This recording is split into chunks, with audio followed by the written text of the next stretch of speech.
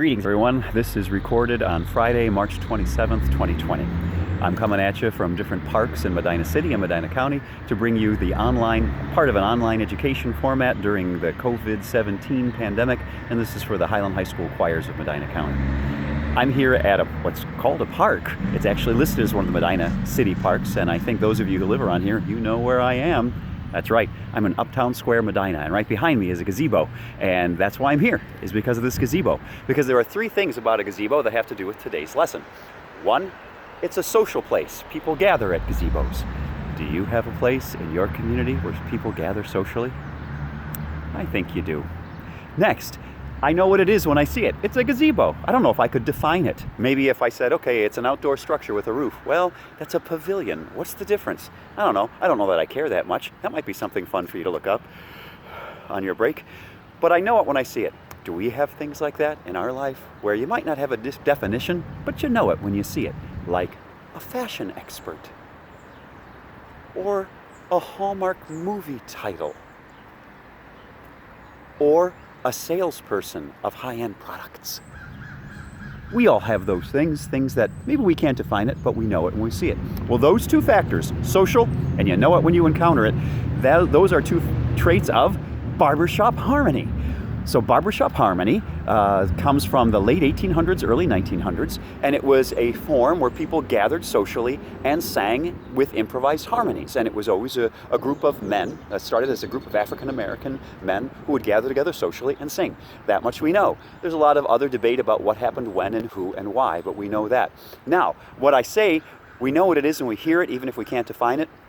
I say that because the definition can get real heady in music theory. So I'm going to explain four attributes of barbershop harmony in kind of everyday language. And then for those of you who really like to geek out over music theory, like I do, I'll give it to you in music theory terms too. Here we go. So 4 traits. I wrote them down so I don't mess up.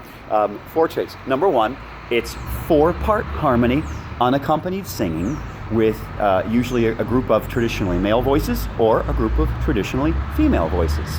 So we're talking about a corporate vocal production in a unaccompanied or a cappella fashion in a standard TTBB voicing or SSAA texture. Okay, next.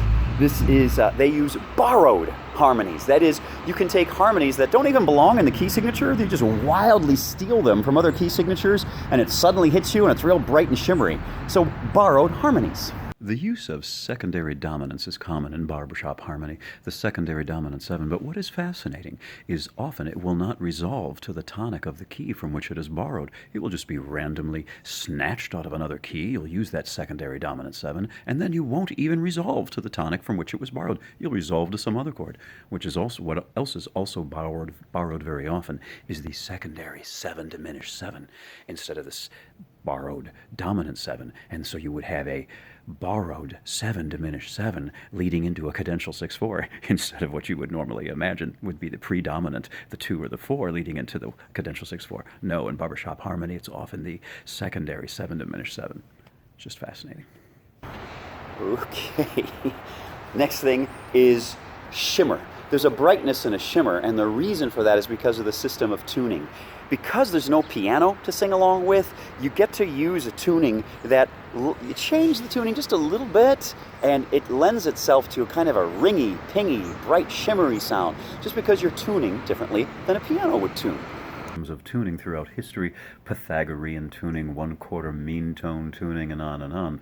But there's a system called just intonation, that when you sing with just intonation, it allows you some colorfulness in your sound that can't happen with the kind of tuning we use, the tempered tuning we use on a piano, where you simply take an octave and chop it up into 12 equal bits where every half step is the same size.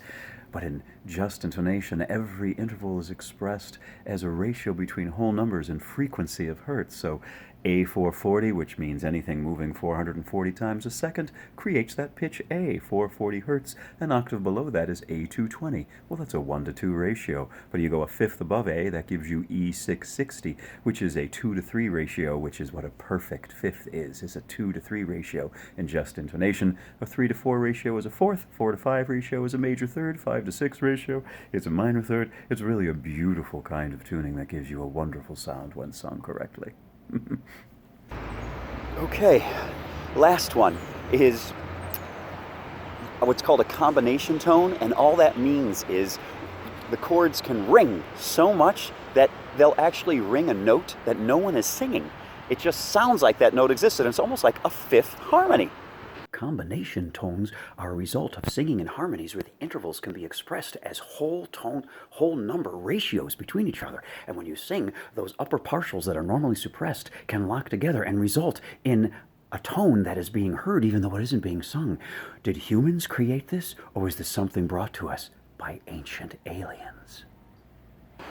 Well, there you have it. Those are some aspects of barbershop harmony singing. You can fill out the Google form. Now, as a reflective piece, I think of this. The biggest aspect that I love about barbershop harmony singing is that it was based on just being social. It wasn't a concert hall thing like some of the orchestral music of classical and Baroque and all that stuff. It was just people gathering together and hanging out. And that's something that we can't do right now. And we feel that. Yes, we have all our social media, right? But it's just not the same, right? It's physically two-dimensional. It lacks the element of chance. And there's always a mediator. There's a technology mediator between you and the other person. So what's the answer? I don't know that there's one right now, but I'll tell you this. I think that what will come out of this is that when we finally do get together again, that's kind of fun. When we do get together again, I think we're going to have a new appreciation for it. I know I will. Just being able to hang out with someone, talk with someone, chat with someone, be able to be in a school, being able to be in a classroom, being able to be in a choir. Boy, I'm looking forward to that, and I hope you are too.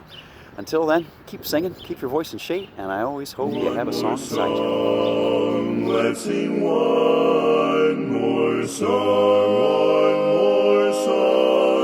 Let the memories linger on and on till we meet